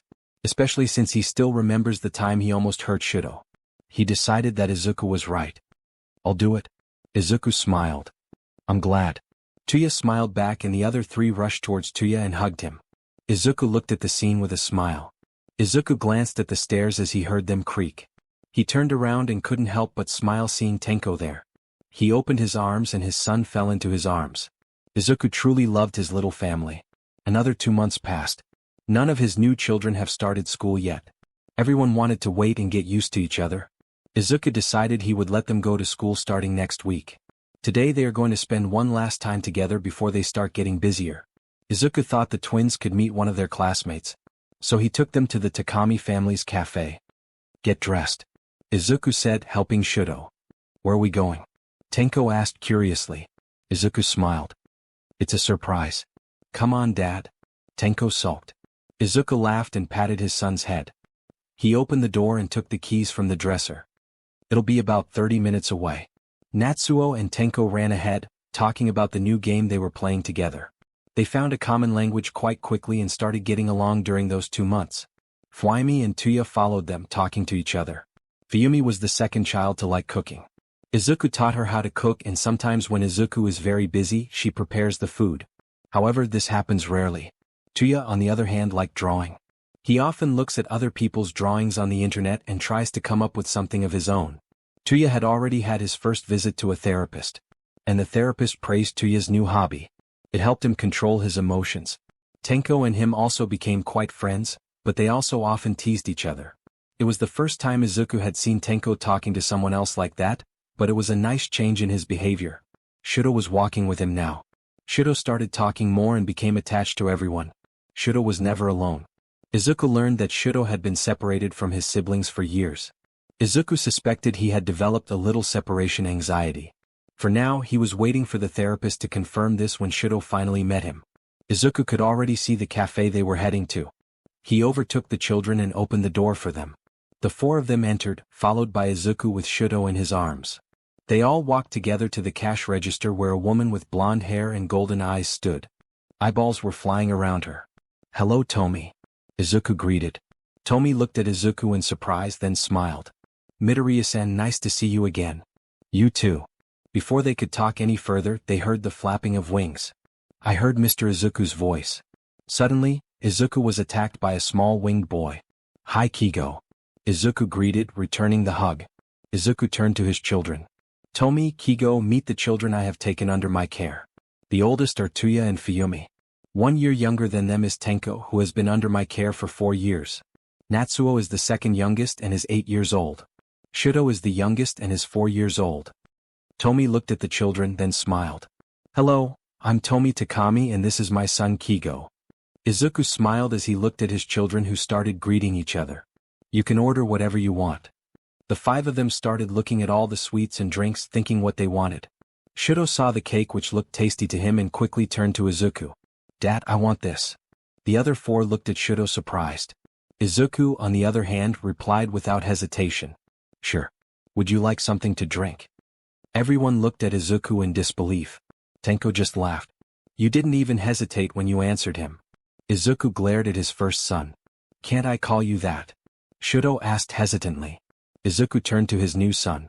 Of course you can. I don't mind. Shudo smiled brightly and hugged Izuku, which the other one hugged back. Natsuo began to wonder. Does this mean we can replace Enji? I'd rather have Izuku be our dad. The twins looked at Natsuo, but after a moment of thought, they agreed. Izuku could only look away, not wanting them to see his embarrassment. But when he heard Tenko laugh, he knew he wasn't doing well. He calmed down and turned to the twins, trying to change the subject. Fuyumi, Tuya. He caught the attention of his oldest children. I took you here to meet Kigo, who will be your classmates. Fuyumi and Tuya looked at Kigo, whose wings were moving in excitement. Fuyumi smiled and walked over to Kigo. Nice to meet our future classmate. Kigo smiled brightly. Nice to meet you too. Tuya scratched the back of his head and walked closer to Kigo. Hi. Kigo jumped up to Tuya and smiled at him. Your eyes are so appealing. Tuya looked at Kigo in surprise and then blushed. He quickly looked away when he saw Fuyumi smiling at him. Never mind, birdie. Kigo started talking to Tuya and Izuku couldn't help but smile. They will both be really good friends. Izuku turned to Tomi, who was smiling at her son. Tomi looked at him. You finally want to order now. Izuku rolled his eyes and walked over to her, ordering what his children wanted. Izuku was sitting at the table with Shudo, who was eating his cake. Natsu and Tenko were drinking their cocktails across from them. Kigo and Tuya sat at another table still talking to each other. But Fuyumi was sitting with Tomi. They both talked about different baked goods and how to make them. Izuku knew it was a good idea to take them here. The last week passed quietly. They came to Takami's cafe every day this week. Izuku had more time to himself to prepare for the fact that his children would now go to school. On the last day before school, Izuku prepared backpacks for his children. He was putting all the books away when he heard a noise. He turned around and saw that the bathroom door was ajar. He went to the door and opened it. He stared in shock at the scene before him. Shudo stood on a stool looking into the mirror and Tuya stood behind him. Tuya had all his hair braided black and the ends were green. But Shudo's red hair has now turned green. Both boys turned to him and he saw Tuya looking at him with concern. Shudo ran up to him and started jumping up and down. "Look, Dad. I look more like you now." Izuku laughed and picked the boy up. "I see. Maybe you can show the rest of your siblings." Shudo quickly ran out of the bathroom and Izuku looked at Tuya, who was looking at him with shame. "So why black with green?" Izuku asked, looking at his oldest son. "I like the combination of the two," Tuya said, looking anywhere but at Izuku. Izuku smiled slyly. "So I don't have to worry about you going through an emo phase." Tuya looked at Izuku in shock. "Dad." Izuku laughed, looking fondly at the pouting Tuya. "You look really good, but did you really have to do that too, Shudo?" he asked. Tuya said, looking away. Izuku walked up to his son and hugged him. "At least ask me next time.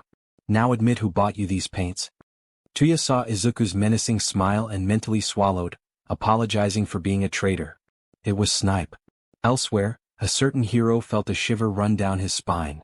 Izuku woke up early in the morning and saw Shudo in his bed, who must have come here at night. He started to get up and went into his bathroom. When he came out of the bathroom, he saw that Shudo had stood up. "Shudo, you can still go to sleep," Izuku said, looking at his youngest. Shudo shook his head. "I want to help you with breakfast and take Tuya Nai, Fuyune and Natsuo Nai to school." Izuku smiled. "Fine if that's what you want." They both went downstairs and started making breakfast. Izuku looked at the clock. "Shudo, could you wake up your siblings?" Shudo nodded and quickly ran upstairs. Izuku was preparing breakfast and was surprised to see Tenko. "Tenko, why are you up already?" Izuku asked, looking at his son in shock. "I wanted to say goodbye to them before they left," Tenko said, slightly embarrassed. "I see you really like them all," Izuku said, looking at his embarrassed son. "They're my siblings now, so I care about them. Plus, the house has become more lively since they came to live with us," Tenko said, looking at Izuku with a smile. Izuku walked up to his son and patted his head. "You're right. It's become a lot livelier at home. It's nice, isn't it?" Tenko nodded. The two separated when they saw the Todoroki siblings enter the kitchen. They smiled at each other one last time and greeted the others. After eating breakfast, everyone went to get ready separately. 40 minutes later, Izuku and Shudo were waiting at the door. Izuku checked his watch to make sure they wouldn't be late. Fuyumi arrived first and quickly put on her shoes and was ready to leave. Next came Natsuo, who moved quite quickly. And the last and calmest to arrive was Tuya, who didn't seem to care about time. Izuku could only sigh at his eldest son's behavior and shook his head fondly. Tenko approached them before they left. "Have a nice day at school." The oldest three Todoroki siblings smiled at Tenko. "Thank you, Tenko," Fuyumi said. "We'll tell you how it was when we get back," Natsuo said, smiling at his brother. Tuya just smiled slyly and ruffled Tenko, who looked like he regretted coming here. Izuku chuckled. "We'll be back soon, Tenko." Tenko stopped glaring daggers at Tuya and looked at everyone. "Stay safe." Shudo waved to Tenko and everyone started leaving. When they arrived at the school, they saw Kigo standing in front of the school and waving at them. Fuyumi and Tuya looked at Izuku, who nodded at them. The twins smiled and ran to their friend.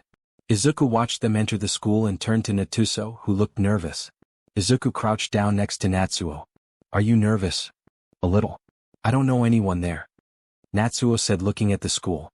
"You're a very sociable person, Natsuo. I'm sure you'll make friends, but if you don't like it, we can always write you out. It's all up to you," Izuku said, looking straight ahead. Natsuo looked at Izuku and then at Shudo. He suppressed his nervousness and looked determinedly ahead. "I want to try. I don't want to regret anything." Izuku was happy as he watched Natsuo head to school. Shudo grabbed Izuku's hand and smiled at him. "Are we going back to Tenko?" Izuku asked. "Yes. I'm sure he misses us already," Shudo said as he pulled Izuku's hand. Izuku laughed. "I'm sure you're right." Tuya walked next to Fuyumi, who was talking to Kigo. They were both busy talking, so Tuya looked around the school. Izuku told them that he checked out the school, but you never know what kids might do. Izuku told them to tell him if something was wrong. Tuya looked around and thought that everything looked normal for now. "Tuya, are you okay?" The eldest Midoriya looked at his sister, who was looking at him with concern, but he understood why. After all, they both knew that he was the one who had suffered the longest at Enji's hands. and they knew he had many habits that he still hadn't managed to break. "I'm fine, Fuyumi," Tuya replied, giving his sister a reassuring smile. Fuyumi looked at Tuya for a moment. When she was satisfied, she gave her brother a smile. They both turned to Kigo, who stopped. "This is our class. Classes are about to start, so I'll show you the empty seats," Kigo said as he entered the classroom. Tuya took a deep breath and followed Fuyumi and Kigo. He hoped Natsuo was doing better. Natsuo wasn't doing any better. Everything was going well. He even managed to find out where his classroom was. Until he encountered a bad situation along the way. He looked at the scene in front of him. The three boys were laughing and insulting the kid who had a very visible mutation. Natsuo took the emergency phone Izuku had given him from his pocket in case something happened and pretended to be recording. "You better leave him or I'll show this video to the teachers," Natsuo said, and felt satisfied seeing the fear on the tyrants' faces. Natsuo had learned a few tricks from watching Izuku during the time they lived with him. Izuku was very skilled at defeating people with just his words. The bullies fled and he put his phone away and walked over to the other child. "Hi, I'm Natsuo. I'm new to school, so I hope you can help me get to my class," Natsuo said, shaking hands with the other child. "I'm Spinner. Thank you for your help," Spinner said, accepting Natsuo's help. "No problem. I hope we can become good friends," Natsuo said, smiling at the other. Spinner stared in shock but then smiled. "I would like that." Natsuo smiled happily. "Maybe going to school won't be so hard." It was late at night, the kids were asleep from their first day of school, and Izuku was sitting in his office. Izuku smiled to himself as he remembered Natsuo telling him about his day. He is happy that his son has found a friend. Fuyumi had made friends with a few girls from her class, and Tuya rather preferred Kigo's company. Izuku's smile dropped when he saw that he got the message. He opened his mailbox and was a bit surprised to see a letter from Nedzu. He smiled slyly when he saw the content of the message. It looks like he will have an interesting meeting tomorrow. Izuku entered the house after dropping off his children and headed to the kitchen. He was pleasantly surprised to see Tenko and Shudo there eating breakfast. "Good morning, Dad," Tenko said, noticing Izuku first. Shudo turned to the door and stood up quickly, running to Izuku. "Dad." Izuku hugged Shudo and picked him up. "Hi, boys. Tenko, I informed your teacher that you won't be in class today." Tenko looked at Izuku in confusion. "What?" Izuku set Shudo down to go finish his breakfast and looked at his other son. "I got a message from Nedzu. He wants to meet with me about something, and I don't want to leave you two alone for so long." Tenko looked at Izuku in surprise. "Nedzu? Like the director of UA?" "Yes. He has something to ask me. We'll go there together. Just in case, I warned your siblings that if I didn't come for them, they should go with Tomi to her cafe," Izuku said. "Okay. I'll go get ready," Tenko said as he put away the plates and headed to his room. Izuku turned to his youngest. "Come on, Shudo. Let's get ready to go." Shudo ran to Izuku and they both headed to their rooms. Izuku looked happily at the UA building. He looked at his two children who were looking at the building in awe. "Let's go inside," Izuku said to his sons, and they all started heading towards the building. "I'll take you to the teacher's lounge first. You'll wait there for me while I talk to Nedzu," Izuku informed them. Both children nodded and they all started heading towards the staff room. Izuku opened the door without even knocking. Snipe, Cementos and Midnight were sitting in the staff room. "Isamu, Namuri, watch my children while I talk to Nedzu," Izuku said, looking at the two heroes. The teachers looked at the newly arrived guest in shock. It was Snipe who was the first to recover from his shock. "I understand, Sensei," Snipe said, not wanting to argue. He still remembers what Izuku did to him when he found out that he was the one who gave Tuya the hair dye. Little traitor. Namuri recovered from her shock. "Sensei, since when did you have another kid?" "If they want, they'll tell you," Izuku replied. "And now I must go to Nedzu." "It was nice to see you, Izuku-san," Cementos said, being happy to see Izuku again. "You too, Ken. I'm sure we'll see each other again," Izuku said as he said goodbye to his children and headed to Nedzu. Izuku reached the principal's office and without stopping, he walked towards the door, which opened by itself. Nedzu smiled at him. "Hello, my friend." Izuku smiled. "It's good to see you too.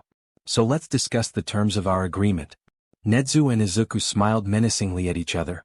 Half an hour later, Izuku and Nedzu were sitting drinking tea and playing chess.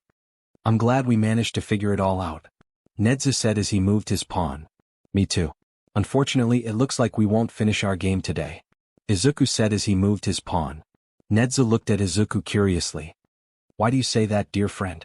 Izuku didn't answer, he just turned to the door, which burst open and 3 UA graduates burst through. Director, we heard Sensei is here. Izuku-sensei, Namuri said you adopted another child. Sorry for the intrusion. Izuku looked at the owners of the voices with sympathy. Oboro, Hizashi, Shota, you are no longer students. Shouldn't you check that we are done with the meeting first? Always unfazed, Aizawa looked at Izuku. That's what I told them, but they didn't listen. You really haven't changed at all, have you? Izuku asked, looking at the 3 of them.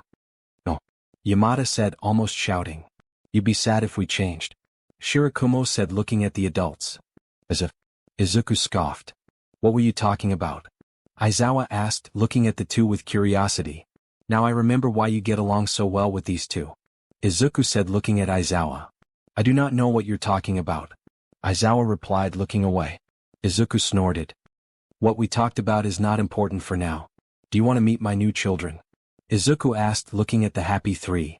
With pleasure, said Shirakumo. Yamada nodded excitedly and Aizawa rolled his eyes, but it was obvious he was looking forward to it too. We'll pick up Tenko and Shudo and then we'll go to the cafe where the rest of my children are waiting for us. Izuku said as he left and said goodbye to Nedzu. The 3 former students followed Izuku. Oboro and Yamada were practically jumping with excitement, and Aizawa could barely hide his smile. Izuku entered the staff room where Tenko and Shudo were talking to Namuri, who was alone with them. Shudo, Tenko.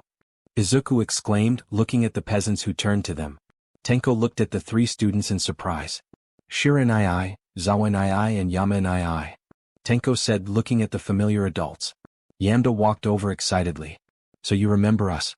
It's been 4 years since we last saw each other. You have a good memory, kid? Aizawa said as he walked over with Shirakumo. Tenko blushed at the praise and looked away. Shudo hid behind Izuku and watched the 3 adults who were talking to his brother. Aizawa looked at the younger child who was hiding behind Izuku-sensei. He slowly approached the child. Hi, I'm Aizawa Shoyuda. Shudo looked at Aizawa and then at his dad, who gave him an encouraging smile. I'm Midoriya Shudo. Nice to meet you. Aizawa smiled at the child. You too.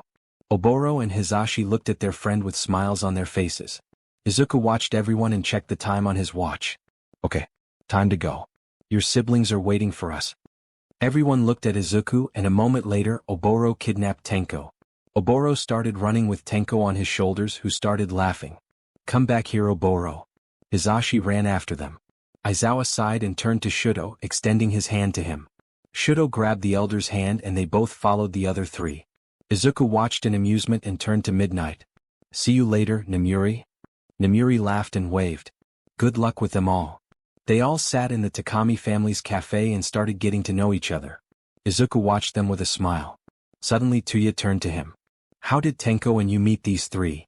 Tuya asked, looking at Izuku curiously. Natsuo, who heard the question, also came over. I want to know too. Izuku looked at the excited faces of the children and sighed. Okay, I'll tell you. Izuku said and everyone started listening to him excitedly. Izuku was with Tenko in the gallery when suddenly the villain attacked. Izuku grabbed Tenko and hid behind a pillar. Izuku turned to his son. Tenko, you must not leave here until the heroes stop this villain, okay? Tenko looked at his dad and nodded. Izuku started observing what was happening again and saw the 2 student heroes. One of them was trying to stop a villain, and the other was protecting the children with his cloud quirk. But Izuku noticed something no one else saw. Izuku quickly ran out and shielded the hero student as the building collapsed on them. Aizawa stared in shock at where Oboro had been. Namuri and Yamada ran up to him. Shoyuda. Hizashi said, looking at his friend. The 3 of them looked at the pool of BLD flowing from under the collapsed building. They are alive, said the voice. Everyone turned to the blue-haired child. They? Namuri asked, looking at the kid. Dad shielded that boy when the building collapsed. So they'll be fine. Tenko said, looking at the teenagers. Little listeners. Hizashi said in a sad tone. There's no way they survived this. Tenko sighed. They are alive. Aizawa turned to the child, finally getting over his shock. Why are you so sure? Because Dad has the quirk of immortality. Tenko said. Aizawa quickly looked at the collapsed building and rushed to help get the 2 out. Namuri and Yamada started to help. A few minutes later, Aizawa had never been so happy to see Oboro smile again. The children looked at Izuku in amazement. I remember that day. I really thought I was done for. Oboro said, smiling at Izuku. And how do you think we felt? Aizawa asked looking at Oboro. Oboro laughed awkwardly and Aizawa rolled his eyes. Dad, you're a much better hero than those who have a license. Tuya said looking at Izuku in awe. Izuku smiled at his eldest and patted his head. Thanks kid. Izuku watched in amusement as Tuya ran away from him. He looked at his children who started talking to UA graduates. He was happy that his children got along with his students. He still remembers how Oboro asked him to teach them. Later, Hizashi and Shota joined in with requests. At first he had no intention of taking any students due to Tenko's recent adoption, but his son convinced him. He seemed to like the 3 students and wanted to know them more. So Izuku started teaching them. He never regretted it either. All 3 of them became great heroes. Keep trying Tuya. Your fire is still too hot for your body. Izuku said as he watched Tuya train. I'm trying. How do you know it'll even work? Tuya asked frustrated. Izuku smiled at his son. You said yourself that when you got your quirk the fire didn't burn you as much. You can probably control cold fire too. Izuku watched as Tuya got more and more angry so he added another comment. Besides, Fuyumi did it. Izuku said and almost laughed at Tuya's angry expression. He really hated losing even to his sister. Even though Fuyumi didn't want to be a hero, she at least wanted to know how her quirk worked. So that's why he told her to try changing the temperature of her quirk. She managed to create hot ice. Izuku saw Tuya's hands starting to turn red so he walked over to the boy and grabbed his hands. Tuya quickly started to put out his flames not wanting to burn his father. Tuya, you don't have to be so frustrated. Fuyumi never trained her quirk like you did so it was easy for her to change the temperature of her ice. You on the other hand focused on making your flames as warm as possible. That's why it's hard for you. Izuku said still holding his son's hands as he started to calm down. I'm sorry. Tuya said looking at Izuku. Izuku shook his head. Don't apologize. I know you're frustrated. After all it's Todoroki Enji's fault that you always want to be the best. Tuya looked away knowing Izuku was right. Don't worry, soon you'll be able to control the heat of your flame. And I'm sure you'll be a great hero because of it. Izuku said smiling at his son. Thank you Dad. Tuya said relaxing completely. Izuku just stroked his son's hair and started cleaning the training room. We'll finish for today. I don't want you to pass out from exhaustion. Tuya sighed. Okay.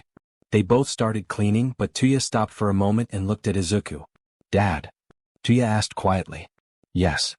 Izuku called out not stopping cleaning. I have a favor to ask you. Izuku hearing his son's serious voice turned around and walked up to him. What's the matter? Tuya bit his lip but looked at Izuku with determination. Can you help me convince Shudo to use fire? Izuku sat down on the ground and looked at Tuya. What? Tuya took a deep breath. Shudo is afraid of his flames. You once said that sometimes quirks have to be used or we might lose control over them. But Shudo is afraid of his fire. He hasn't tried to use it since Mom left. Izuku looked at his son. I understand. You're a good big brother Tuya. I'll see what I can do. Tuya blushed at the compliment and looked away. Thank you. No problem. Izuku said as he stood up and began to think of a way to help his youngest. There was no way he was going to let Enji's actions affect his children any longer. A few days had passed since his and Tuya's conversation. Izuku took his children to school and made sure Tenko had started his lessons. He then went to Shudo who was eating breakfast. Shudo. He caught his son's attention. When you finish your breakfast go down to the basement, okay? Shudo hesitated but nodded. Izuku smiled at his son and patted his head to calm him down. When Shudo relaxed he gave his son one last smile and went to the basement. Izuku was sitting in the middle of the training room. When Shudo entered he told him to sit next to him. Shudo, how much do you know about Tenko's past? Izuku asked his youngest. Shudo fidgeted a bit but answered. I know he hurt his family with his quirk but it was an accident. You're right but at that time Tenko was very afraid of his quirk. It took me a long time to convince him that he shouldn't be afraid of it. Izuku said watching Shudo start to understand. Shudo, are you afraid of your quirk? Izuku asked wanting to hear it from his son. Shudo didn't look at him when he answered. Only my fire. Izuku looked at his son who still wasn't looking at him. Why? Because it hurt Mom and Tuya and I. Shudo said still not looking at Izuku. Izuku looked at his son sadly. He wanted to go to Enji and punch him in the face right now. But he knew that wasn't what Shudo needed right now. He stroked his hair and for the first time since their conversation began, Shudo looked at him. I know fire can do harm but it can also do good. Something good? Shudo asked looking at Izuku. Yeah. Do you want to help me with a little experiment? Izuku asked and smiled at his son's growing excitement.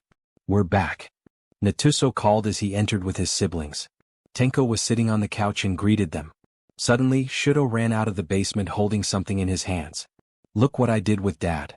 Shudo called out loudly. The children looked at their youngest brother and then at their dad, who was now leaning against the door frame. They all smiled at Shudo's excitement. What do you have there, Shudo?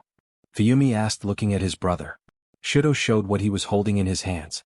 And everyone looked in shock at the ice cat, who started to meow looking at them. Natsuo quickly walked up to Shudo and started petting the cat. How? Dad came up with the idea. I made an ice sculpture of a cat and then I used my fire to bring it to life. Shudo said proudly. Everyone was now standing around the ice cat. Even Tenko approached them. Tuya snuck up to them and hugged Izuku. Thanks, Dad.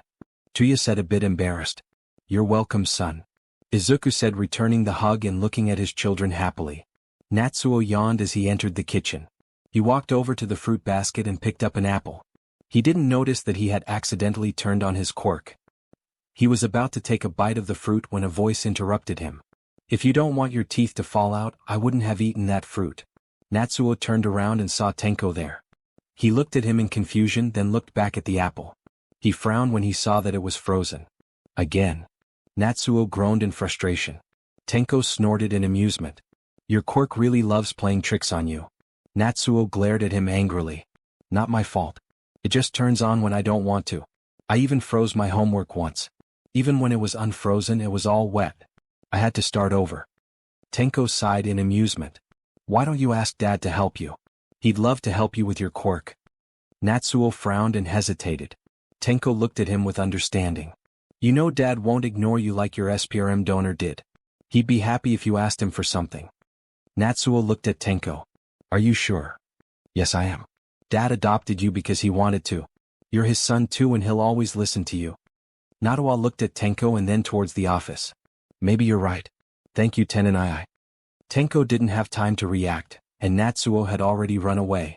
Tenko felt his face turning red with embarrassment and quickly ran to his room. He didn't notice Tuya, who was recording their conversation and saved the video to blackmail him. Fuyumi, who was standing behind him, just shook her head at her twin's behavior. Fuyumi and Shudo were sitting together in the training room. They were both focused on the ice sculptures they were creating. Shudo was focusing on the animals to later try to bring them to life. Fuyumi, on the other hand, was focusing on the sculpture of her own idea. Fuyumi was focused on her sculpture, so she didn't notice that Shudo had started bringing all of his sculptures to life. She was surprised when a cat suddenly ran in front of her, followed by a dog. She tore her gaze away from her sculpture and began to look around. Butterflies and birds were flying around it, and small animals were running around it. Fuyumi turned to Shudo, who was looking at her with an innocent smile. She looked at her younger brother with irritation. Really, Shudo? We have to catch them all and get rid of them. Shudo looked at her in horror. You can't kill them. They were never alive in the first place. Fuyumi replied, looking at her brother in annoyance. Shudo picked up the ice cat and showed it to Fuyumi. How could you say that about Shudo Jr.? Don't you see how adorable he is? Fuyumi sighed in annoyance. I don't care how adorable he is. We can't keep them forever. Fuyumi looked at the other animals and saw that they were starting to melt. Fuyumi smiled victoriously. Looks like we don't have to catch them after all. Shudo looked at his older sister in confusion. He turned to the other animals and was shocked when he saw that his animals were starting to melt. No, not my animals. Fuyumi started laughing. Looks like you need to practice more. Shudo started to pout. Suddenly he smirked. Fuyumi didn't have time to react when suddenly a snowball hit her in the face. Shudo burst out laughing when he saw the shock on his sister's face. Fuyumi looked at Shudo and smiled evilly. Shudo screamed and quickly started to run away. They both started throwing snowballs at each other. The laughter could be heard throughout the training room. Suddenly someone came through the door and got hit in the face with a snowball. What the hell? Fuyumi and Shudo turned to the door where Tuya was standing, and next to him stood Tenko and Natsuo, both laughing at Tuya. Shudo started laughing. Fuyumi felt embarrassment appear on her face at how childish she was acting. Shudo prepared 2 snowballs and threw them at his 2 laughing brothers. Tuya snorted when he saw that. All the siblings quickly separated and started shooting snowballs at each other. They all laughed together. Izuku, who heard the laughter, went downstairs and was now watching his children. He took a few pictures and ran to his office, not wanting to be another victim of this battle. Tenko was standing in his room when suddenly someone took his hand. He quickly yanked his hand away and turned around looking at Shudo in shock. "Shudo, you scared me," Tenko said, looking back down at his hands and adjusting his gloves. "I'm sorry. I didn't mean to." Shudo bowed his head in guilt. Tenko sighed and patted Shudo's head. "Don't apologize. It's not your fault. Just remember to check if I'm wearing gloves when you want to hold my hand." Shudo nodded seriously. "Don't worry, Tenai, I'll make sure you never hurt me with your quirk." Tenko looked at his youngest brother in surprise, then smiled softly. "Thank you." Izuku sat with Rei, showing her photos from the past few months. Here are photos from when Fuyumi tried to teach her brothers to bake. It ended with them all covered in flour. Rei laughed. "My poor daughter." Izuku nodded seriously. "Here, these photos are for you." Rei hugged Izuku and took the photos. "They're wonderful, thank you." Izuku pulled an album out of his bag. "You can look at them again by putting them in this." "You spoil me. I don't know how to thank you." "You don't have to, Rei. I just don't want you to miss out on any more of your children's lives." Rei hugged Izuku again. "I don't know how I'll ever repay you." Izuku looked at Rei. "I know how you could repay me." Rei looked at Izuku curiously, listening to his request. This marks the end of part 1 of What If Deku Became Immortal Quirk Analyst. A big thanks to Adasco333 for granting the permission to feature this amazing fanfiction. The link of the original fanfiction is in the description below. Please like the video and subscribe to Deku Universe for more interesting stories. Thank you and see you soon.